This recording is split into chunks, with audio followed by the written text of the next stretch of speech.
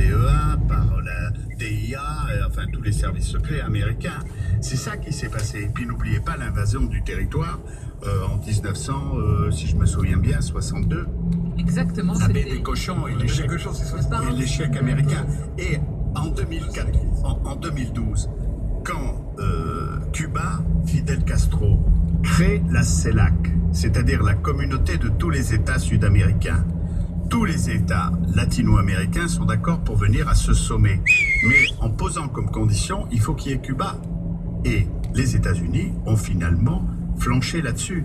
Et pour finir, qui a reconnu, et là aussi il le dit, qui a reconnu l'échec de cette politique de blocus américaine? Obama, en 2014, quand simultanément à La Havane, Fidel Castro, et à Washington, Obama a dit, je me souviens à peu près des mots, je les ai notés d'ailleurs, nous avons décidé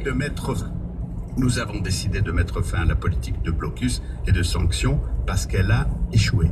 En tous les cas, fascinant, passionnant, mais également terrifiant, Michel Cotta. Témoignage. Moi, je suis venu à Cuba. Moi aussi. Il y a des années, 7-8 ans, et j'ai été quand même suffoqué par la misère de cette île où, a priori, on se dit tout doit pousser, on importe le rhum de Saint-Domingue, ils font même pas de rhum. Bon. Et pourquoi Charlie a dit la responsabilité, a dit la responsabilité des États-Unis, mais il y a aussi une grosse responsabilité des Soviétiques de l'époque, parce que les Soviétiques, une fois que Cuba s'est rapproché d'eux, en ont profité pour leur imposer une espèce de culture unique qui était le sucre.